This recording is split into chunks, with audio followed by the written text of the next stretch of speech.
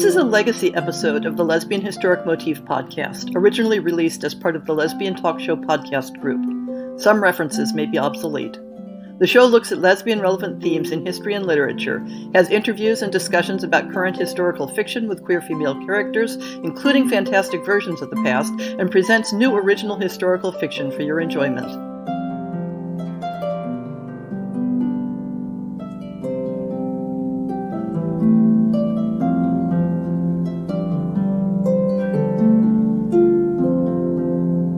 I've been thinking of doing a podcast on Katherine Phillips for some time, and was finally inspired to do so by the coverage of Phillips in Elizabeth Wall's Invisible Relations, which I blogged recently. On a more practical basis, it's a good time to tackle this subject, because I have enough material on Phillips summarized in various blog entries that putting together a podcast was only a matter of editing, rather than writing anew. So why should we be interested in a minor English poet of the 17th century? Other than the fascination of any woman who wrote passionate poetry to her close female friends, Phillips is a great example of how debates over applying the label lesbian in historic contexts can obscure and distract from studying the actual ways in which same-sex desire was expressed, regardless of label. It does equal damage to the historic reality of Phillips' life to focus on her heterosexual marriage and the question of whether she ever, actually had sex with women, or to focus only on the clearly homoerotic content of her poetry and correspondence, and to dismiss the realities of women's social and economic options outside of marriage, and the possibility that her marriage may have brought her a different sort of satisfaction. Phillips was born into a bourgeois family, the daughter of a wealthy London cloth merchant, but her personal charm and talents bought her entry into court and literary circles. She was raised in Puritan and parliamentarian households in the era of the English Civil War, but her personal sympathies were royalist. Much of her early poetry was in private circulation among a group of royalist women, serving both to express her political opinions in carefully coded symbolism and to maintain bonds of personal intimacy within the group. She was married at age 16 to a parliamentarian relative of her stepfather, who was 40 years her senior. Full disclosure compels me to note that Wikipedia has a reference suggesting newer evidence indicates he was only 8 years her senior. Either age difference is plausible in the context of the time, though the larger gap may be more likely. The difference in political sympathies might be expected to have been a source of domestic conflict, but instead proved to have practical advantages for both. Her husband's loyalties shielded Phillips from the consequences of her royalist connections, and she, in turn, was able to keep the family fortunes intact after the Restoration. Their differences went beyond the political. Katherine loved London intellectual society, while her husband preferred his manor on the west coast of Wales. And though she didn't disparage her husband, neither does he seem to have been a source of personal satisfaction. Separation from him and her children never provoked the anguish that Phillips expressed when separated from her female friends. In her youth, Phillips created a society of friendship among her female circle that used pastoral nicknames and motifs from Italian and French romances. They may have met together in London or in Wales, as well as by correspondence. Phillips herself was Orinda. The first of the women Phillips addressed poetry to, Regina Collier, was not assigned a classical nickname, but the next two women who feature prominently in her poetry had nicknames. The first was Mary Aubrey, a school friend, assigned the name Rosania. After Aubrey's marriage, she was replaced in Phillips' affections by Anne Owen, known as Lucatia. Some of the poems were conventional praise poetry, as in this excerpt from a poem addressed to Rosania. Rosania shadowed, whilst Mrs. Mary Aubrey. If any could my dear Rosania hate, they only should her character relate. Truth shines so bright there, that an enemy would be a better orator than I. Love stifles language, and I must confess I had said more if I had loved less. Yet the most critical who that face see will ne'er suspect a partiality. Others by time and by degrees persuade. But her first look doth every heart invade. She hath a face so eminently bright would make a lover of an anchorite. It goes on at some length, enumerating Rosania's charms and attractions. The more memorable of Phillips' poems address the nature and proper expression of intimate friendship. These poems speak of the union of souls, of the ecstasy of being with the beloved, and of the purity and innocence of their love. If addressed from a man to a woman, there would be no hesitation in classifying them as expressing romantic love. The poems are not simply sentimental expression, but also set forth philosophical arguments for the importance of such love. The following, titled L'Amitié, the friend, expresses the sense of oneness that true friendship brings.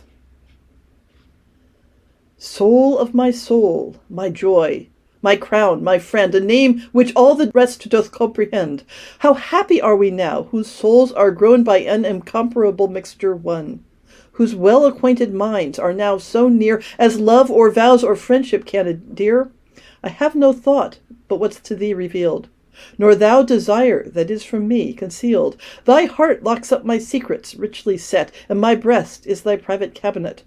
Thou shedst no tear but what my moisture lent, and if I sigh, it is thy breath is spent.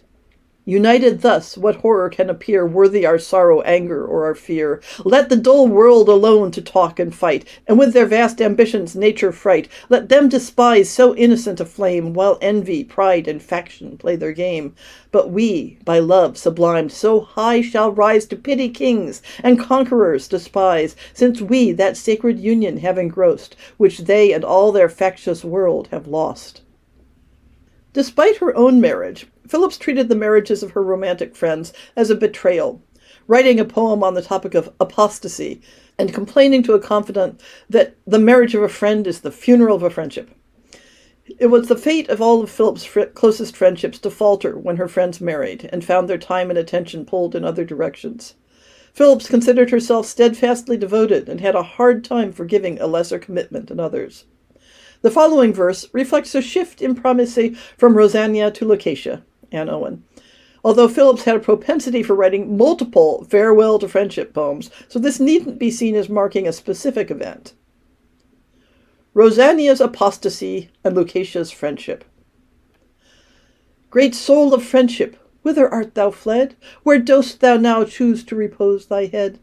Or art thou nothing but voice, air, and name, found out to put souls in pursuit of fame? Thy flames being thought immortal, may we doubt whether they e'er did burn that see them out? Go, wearied soul, find out thy wonted rest in the safe harbor of Arinda's breast. There all unknown adventures thou hast found, and thy late transmigrations expound, so that Rosanna's darkness may be known to be her want of lustre, not thy own. Then to the great Lucatia have recourse, there gather up new excellence and force. Many of Phillips' early poems to female friends emphasize the power of love to overcome other competing bonds, such as family and marriage. In Friendship's Mysteries, she creates a symbolic equivalence between the bonds of friends and that of marriage, emphasizing the superiority of the former, as it allows for free choice of association. Friendship's Mystery, to my dearest Lucatia.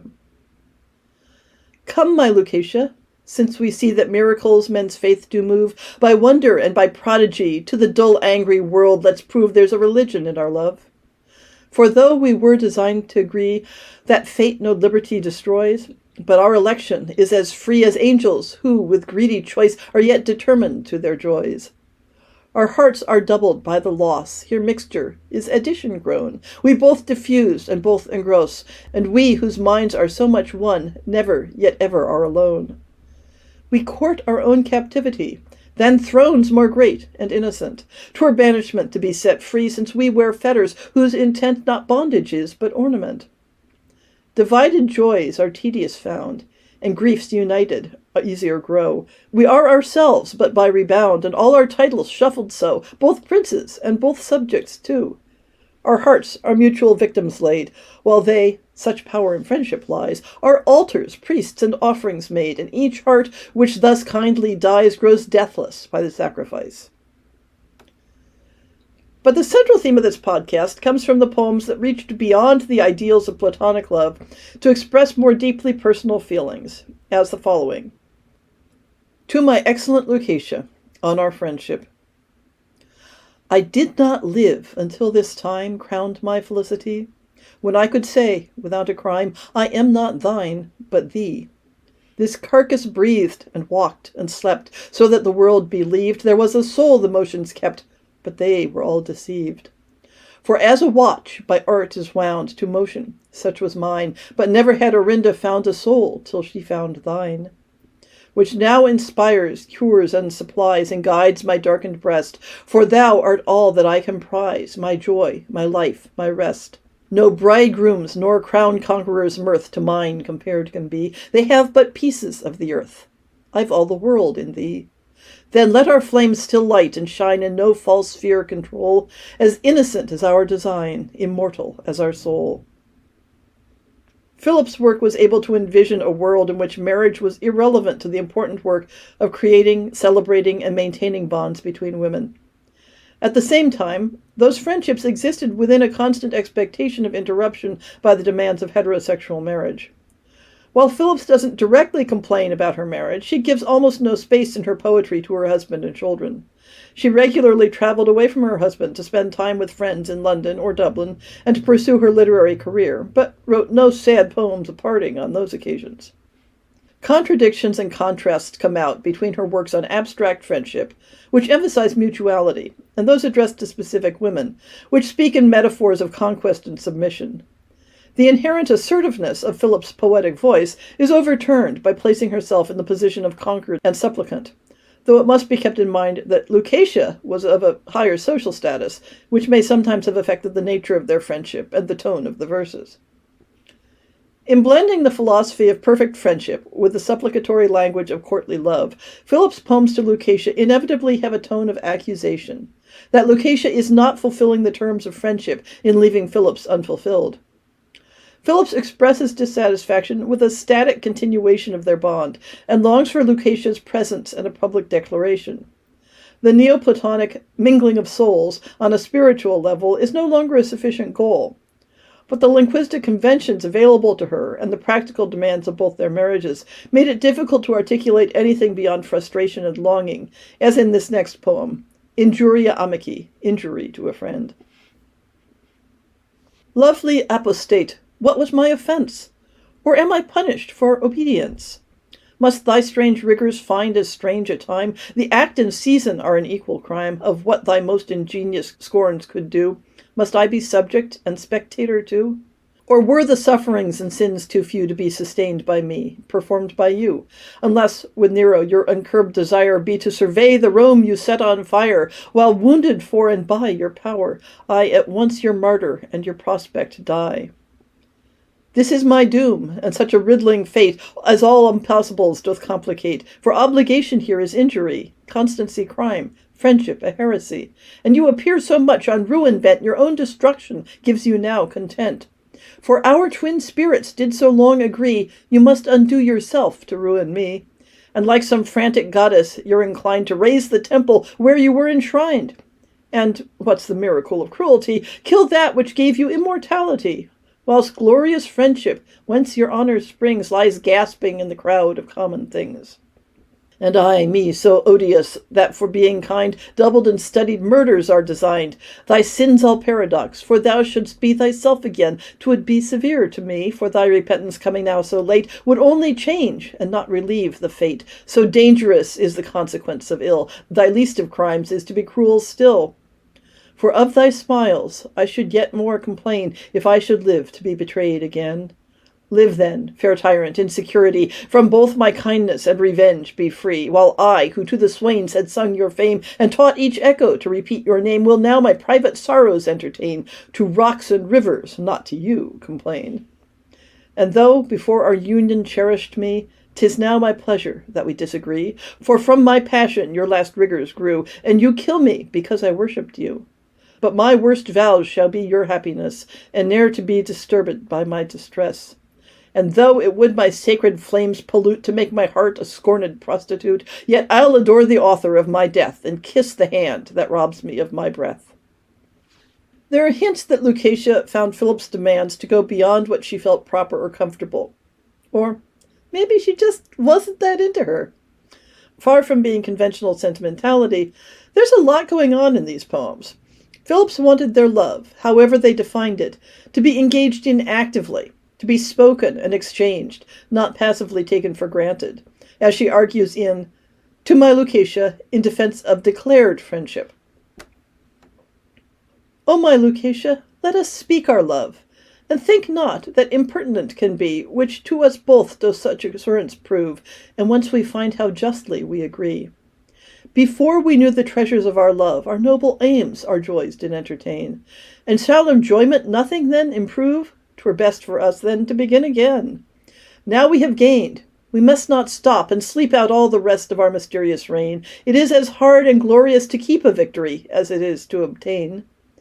Nay, to what end did we once barter minds, only to know and to neglect the claim? Or, like some wantons, our pride pleasure finds to throw away the thing at which we aim. If this be all our friendship does design, we covet not enjoyment then, but power. To our opinion we our bliss confine, and love to have, but not to smell, the flower. Ah, then let misers bury thus their gold, who though they starve, no farthing will produce. But we loved to enjoy and to behold, and sure we cannot spend our stock by use. Think not 'tis needless to repeat desires. The fervent turtles always court and bill, and yet their spotless passion never tires, but does increase by repetition still. Although we know we love, yet while our soul is thus imprisoned by the flesh we wear, there's no way left that bondage to control, but to convey transactions through the ear. Nay, though we read our passions in the eye, it will oblige and please to tell them too. Such joys as these by motion multiply, were but to find that our souls told us true. Believe not, then, that being now secure of either's heart, we have no more to do. The spheres themselves by motion do endure, and they move on by circulation too. And as a river, when it once hath paid the tribute which it to the ocean owes, stops not, but turns, and having curled and played on its own waves, the shore it overflows. So the soul's motion does not end in bliss, but on herself she scatters and dilates, and on the object doubles still. By this she finds new joys which that reflux creates. But then, because it cannot all contain, it seeks a vent by telling the glad news first to the heart which did its joys obtain, then to the heart which did those joys produce. When my soul then doth such excursions make, unless thy soul delight to meet it too, what satisfaction can it give or take, thou being absent at the interview? 'Tis not distrust, for were that plea allowed, letters and visits all would useless grow. Love, whose expression then would be its cloud, and it would be refined to nothing so. If I distrust, 'tis my own worth for thee, 'tis my own fitness for a love like thine, and therefore still new evidence would see to assure my wonder that thou canst be mine. And as the morning sun to drooping flowers, as weary travellers a shade do find, as to the parched violet evening showers, such is from thee to me a look that's kind. But when that look is dressed in words, 'tis like the mystic power of music's union, which when the finger doth one viol strike, the other's string heaves to reflection. Be kind to me, and just then to your love, to which we owe our free and dear converse, and let not tract of time wear or remove it from the privilege of that commerce. Tyrants do banish what they can't requite, but let us never know such mean desires, but to be grateful to that love delight which all our joys and noble thoughts inspires. The final break with Lucatia, that is, Anne Owen, came after Owen's first husband died, when Phillips tried unsuccessfully to arrange another marriage for her with one of her own male friends in order to maintain closer ties between them. These covert arrangements, and the equally covert arrangements between Owen and the man she did marry, broke the implicit contract of their friendship that they would be transparent and honest with each other. Though their friendship continued on a much more subdued level, it was in the context of this break that Phillips wrote that, quote, "We may generally conclude that the marriage of a friend to be the funeral of a friendship," unquote. In fairness, the death of the friendship was as much at the hands of Phillips' attempts to orchestrate Owen's life for own satisfaction as by Owen's choice to marry in conflict with Phillips' wishes. Phillips wrote multiple breakup poems idealizing their past relationship. The following excerpts are from Orinda to Lucatia Parting, which is only one of several in this vein. Orinda to Lucatia Parting, 1661, at London. Adieu, dear object of my love's excess, and with thee all my hope of happiness. With the same fervent and unchanged heart, which did its whole self once to thee impart, and which, though fortune has so sorely bruised, would suffer more to be from this excused. I to resign thy dear converse submit, since I can neither keep nor merit it. Thou hast too long to me confined been, who ruin am without and passion within. My mind is sunk below thy tenderness, and my condition does deserve it less. I am so entangled and so lost a thing by all the shocks my daily sorrow bring, that wouldst thou for thy old Orinda call, thou hardly couldst unravel her at all. And should I thy clear fortunes interline with the incessant miseries of mine? No, no, I never loved at such a rate to tie thee to the rigors of my fate, as from my obligations thou art free, sure thou shalt be so from my injury. Though every other worthiness I miss, yet I'll at least be generous in this. I'd rather perish without sigh or groan than thou shouldst be condemned to give me one. As with many of her other poems, it goes on at some length, and I've included the whole poem in the transcript. After the break with Owen, Philip's work turned to more abstract themes, still including friendship, but also themes of renunciation and self-restraint. The rhetoric of friendship becomes more of a means for demonstrating her literary skills than expressing personal bonds. One additional poetic focus of her passion raised more ambivalence, as the woman, known only from her nickname, Bernice, was a member of the aristocracy, and Philip's expressions of devotion also carry a tone of supplication to a patroness.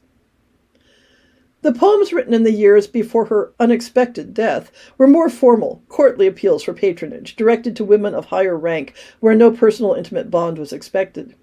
But the contrast between these and the earlier works, To Lucatia and Rosania, emphasized the sincere and personal nature of the feelings expressed to those women. The Restoration saw the start of Philip's wider literary reputation as a translator of plays. Her poetry moved from a more private contemplative style to public neoclassical works on public themes. But it is more accurate to say that she was part of the establishment of this fashion than to assert that she was simply following it. The focus that academic study gives to the friendship poems sometimes obscures the very large body of work in the court poetry genre, as well as a large number of short incidental pieces dedicated to other people in her social circle beyond her special favorites. Having achieved success with her plays in Dublin, Phillips returns to London, where she dies of smallpox at age 31. One of the authors I'm working from suggests that Phillips' inability to recover from the loss of Lucatia's friendship 2 years earlier, combined with her husband's financial difficulties, quote, left her depressed, weakened, and vulnerable to disease, unquote. I'm uncomfortable with this implication that her romantic disappointment contributed to her death, an echo of the queerness equals death trope, especially given that plenty of perfectly happy and contented people died of smallpox in the same era.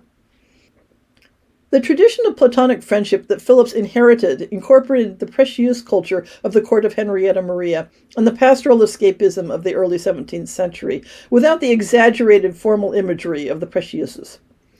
These themes were played out in the heterosexual context of court culture, but Phillips developed the idea of a specifically female world of intimacy and tried to give it a status and legitimacy that inevitably set it in conflict with the institution of marriage. This required her to find ways to consider her own marriage compatible with the type of friendship she envisioned. Failing to understand that her friends were not as able to resolve that conflict underlay many of the disruptions in those friendships. The coded classical language of male passionate friendships in the Renaissance was socially sanctioned and more widely available as a model than the few known surviving female examples.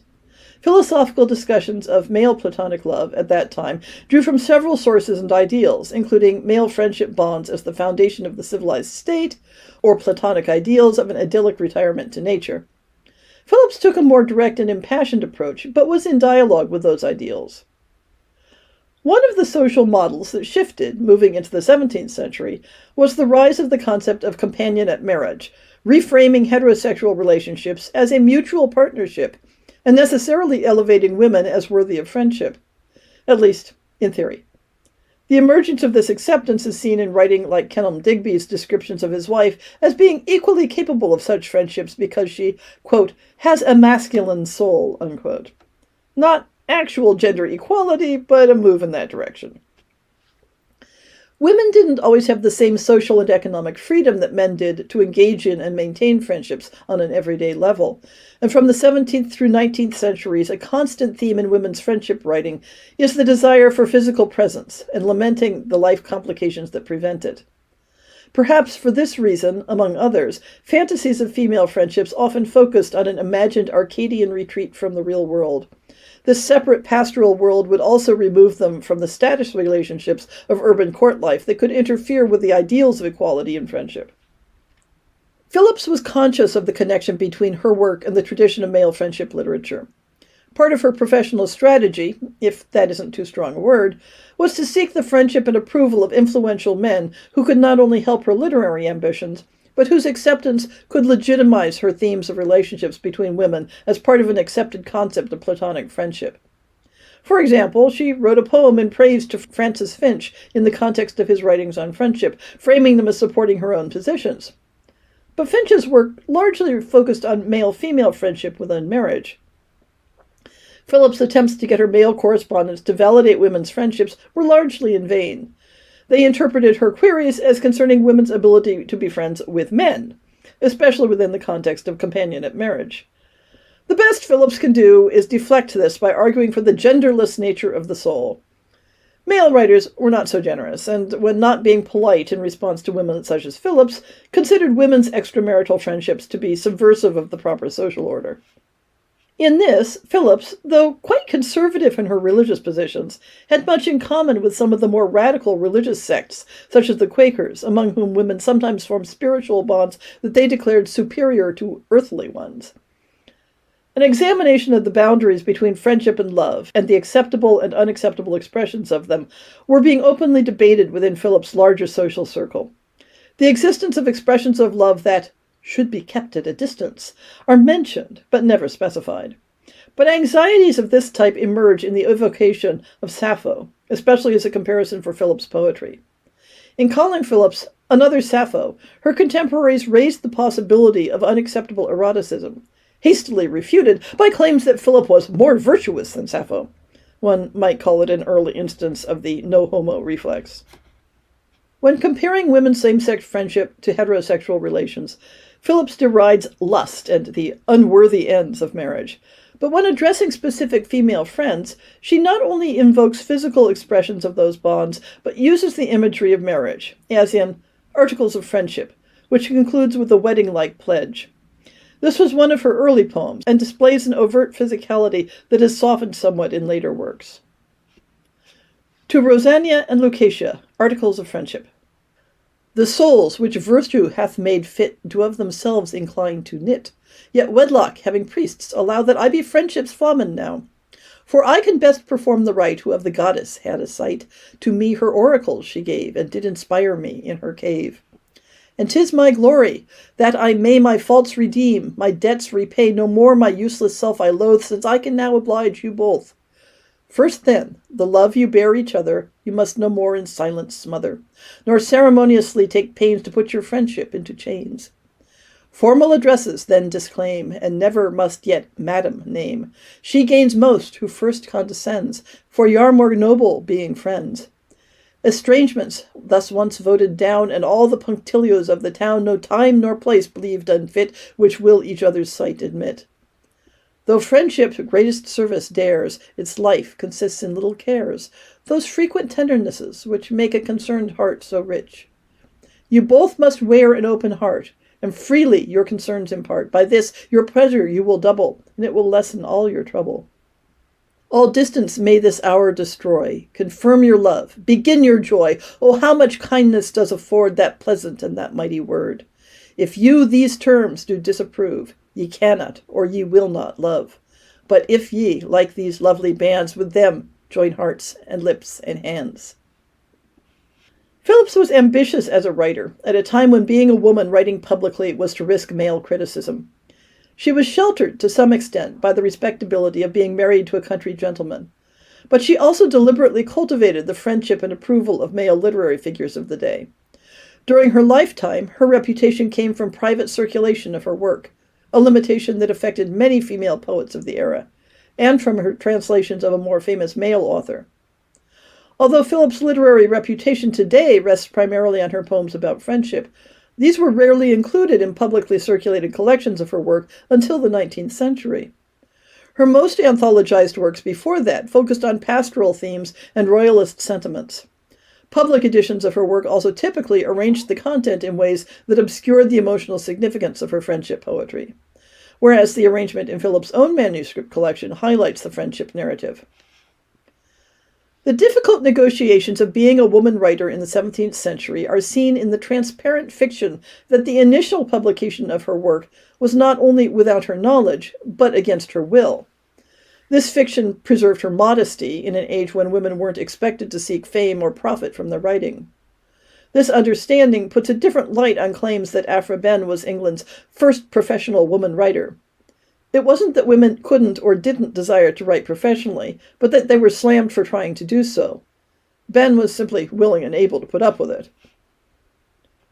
The posthumous 1664 edition of Phillips' poems focused on the royalist narrative, while the edition of 1667 adds in some of the friendship poems, but interspersed with more conventional praise poems of various nobles and members of the royal family.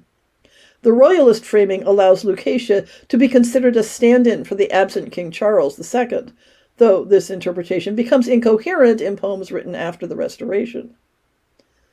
Phillips' reputation would continue into the 18th century before fading into being considered merely sentimental, an example of the preciosité fashion, and of interest only for the male literary circles she intersected.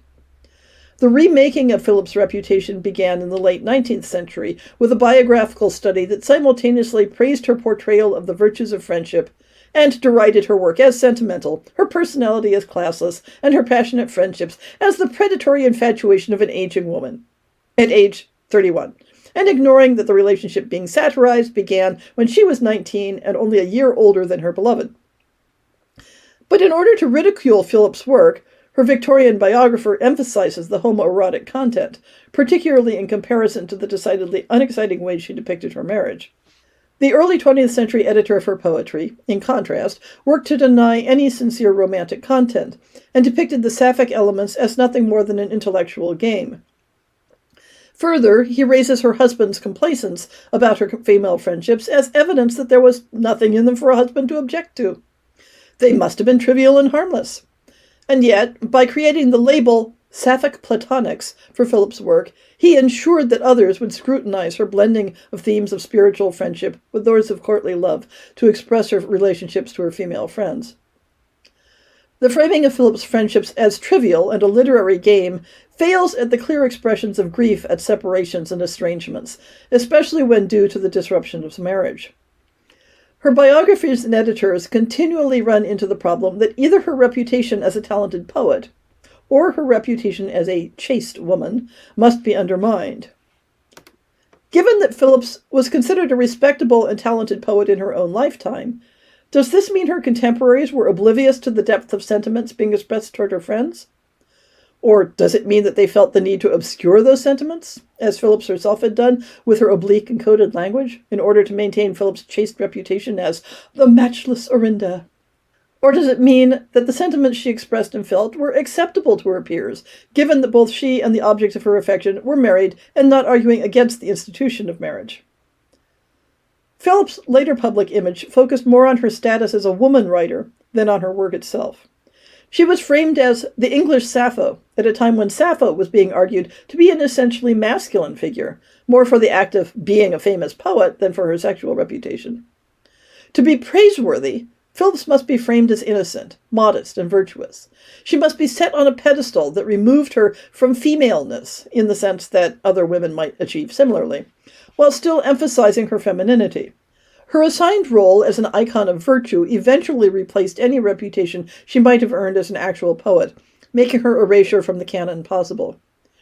But that erasure can't be entirely separated from the growing awareness of female homoerotic possibilities, as demonstrated in the poetry of later 17th century authors such as Aphra Behn and Anne Killigrew, which made Phillips' poems of passionate friendship more suspect than they had been in her lifetime. The question raised by featuring Katherine Phillips in the Lesbian Historic Motif podcast is, what does it mean to identify a poem or a poet as lesbian? Especially in an era with different categories and expectations about sexuality than our own.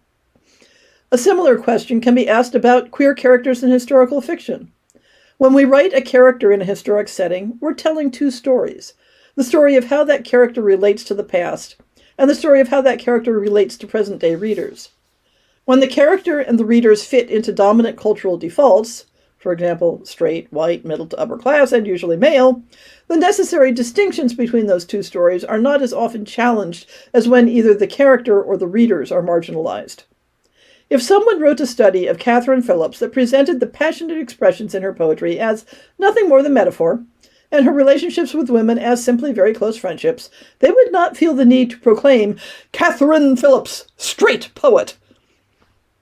Phillips challenges easy categorization, as the lesbian sensibility of her poetry is placed alongside her role as a wife and mother. What can't be denied is that she wrote poems expressing deep emotional bonds with specific women, as well as praise for female friendship in general. And the context of her life indicates she valued those bonds as strongly as, or more so, than her marriage. It isn't clear that one can resolve this simply by labeling her as bisexual, given the lack of any similarly intense expression of attachment to any man, including her husband. She treated marriage and passionate friendships as entirely separate concepts. Female literary expression in the 17th century engaged with a wide variety of erotic possibilities. Women's works were addressed to both men and women and used a variety of styles. Toward the end of the 17th century, literature that openly addressed sexual possibilities between women was gaining circulation. That familiarity affected how people reacted to less overt expressions of same-sex affection, and it may have affected Katherine Phillips' legacy and reputation. But there remains the question of, was she, doing it with her female friends? My first reaction is always to ask, does it matter? Tying lesbian identity to participation in specific sexual activities is one of the ways lesbian identities in history can be erased. Because, of course, we can't know. Not to prove it. And we can know that she was having heterosexual sex because pregnancy is an incontrovertible fact.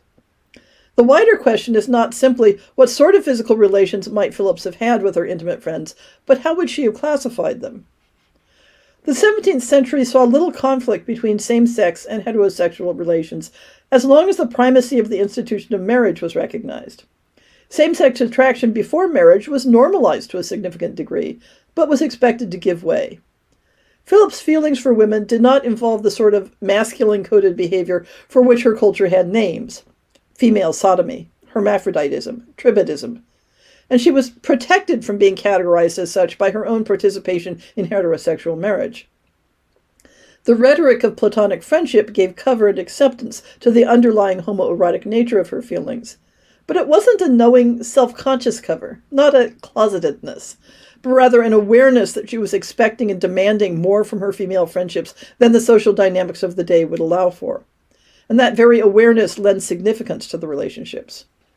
While one cannot assume that the erotic nature of the language used by Phillips and her contemporaries is proof that they had sexual relations with each other, neither can one presume that such a possibility is out of the question.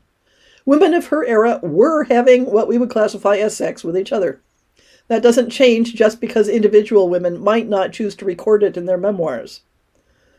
Scholarship has traditionally attempted to explain the homoerotic elements in the work of Phillips and similar writers on the basis of individual biography, looking for specific contexts and triggers in their lives that would explain why they might be drawn to same-sex relations. But taken as a whole, this body of literature calls for a more systemic analysis. Why would the entrance of women into published literature in the 17th century and later include such public expressions of private same-sex desire? Susan Lancer addresses this topic at some length, though her focus on print publication means that Phillips' works fall in the prehistory of her analysis. Lancer proposes that women's homoerotic writing in the 17th century was part of a collective act of creating and promulgating feminist ideas. One traditional argument has been to connect sapphic topics with women appropriating masculine forms and conventions. That is, if a writer inhabited an authorial position that was traditionally male, she would address a female object because that was how the literary genre was structured. This strategy works to erase the sapphic potential by essentially transforming women writers into male voices. It's the literary equivalent of theories of sexuality that defined desire for a woman as inherently masculine, and therefore subsumed lesbian desire under an externally imposed transgender identity. From a different angle, more recent arguments have been that homoerotic elements in this genre of work are used to redirect the author's same-sex desires into an acceptable literary form, creating an image of chaste femme love, per Valerie Traub, to distinguish and distance themselves from the taint of both tribadism and masculinity. But this explanation fails to support why the authors would include same-sex desire in their work at all if the goal were to avoid attracting suspicion. Scholarship around the poetry of Katherine Phillips, and whether it can be read as lesbian, is a useful lens for examining all the various academic approaches to the topic. Was Phillips simply imitating an existing heterosexual poetic love language that did not reflect her personal desires? Does her work provide unquestionable evidence that both Phillips and her poetry can be classified as lesbian? Whether or not one considers Phillips' poetry to represent homoerotic desires, the history of Phillips' scholarship is an object lesson in methods of erasing sapphic possibilities. When contemporaries of Katherine Phillips compared her to Sappho, it was not necessarily for her subject matter, but for her technical brilliance. The 17th century editions of her work are prefaced by a number of laudatory poems by her friends and admirers, in which comparisons to Sappho feature regularly. But attitudes toward Sappho's subject matter meant those commenters often felt compelled to contrast Phillips' chaste Orinda with Sappho's sexual reputation, even while praising Phillips' verses as vigorous and masculine, or solid and manly. The implication of same-sex love, invoked by comparisons to Sappho, was available throughout Phillips' posterity, well before the editor of her 1905 edition coined the label sapphic platonics in relation to her work. When feminist scholars rediscovered Phillips in the mid-20th century, they had a different reason for wanting to divert accusations of lesbianism. This was, you may recall, the era of the Lavender Menace. Across the centuries, everyone maps the sensibilities of their own era onto the 17th century to argue that Phillips couldn't have been expressing homoerotic desire because her contemporaries would have condemned it if they'd recognized it as such. And conversely, if her contemporaries wouldn't have recognized her work as homoerotic, then it can't be categorized as such. These attempts to frame Phillips' poems as asexual or purely conventional leave the question of why the traditions and forms of love poetry were chosen in that case. Elizabeth Wall tackles this by suggesting that Phillips' ability to create such intense expressions while couching them in language that appealed to the conservative literary establishment of her time is exactly what demonstrates her genius. But in contrast to that conclusion, it is extremely difficult to demonstrate that Phillips was a lesbian poet, in the modern personal identity sense of the word. Such an identification would require a type of self-aware sexual identity that there is little evidence for. Some queer historians have referred to Phillips as closeted, and Wall has some fun with the 17th century meanings and implications of closet as a private space where women could express themselves freely and enjoy intimate friendships out of the public gaze. But to be closeted in the modern sense would, again, require a level of self-aware identity that can't be demonstrated. What is clear from Phillips' poetry and life is that she was deeply in love with a succession of women in adolescence and adulthood, that she pursued these relationships in parallel with her and their marriages, and that she assigned a significance to those relations beyond the accepted conventions of the day.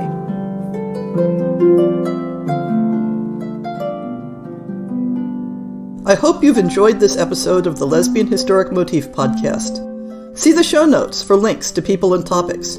Most shows will have a transcript linked as well. If you have a book announcement, a topic suggestion, or might like to appear on the show, please drop me an email. If you enjoyed this podcast, please rate it and subscribe on your favorite podcast app, and consider supporting our Patreon.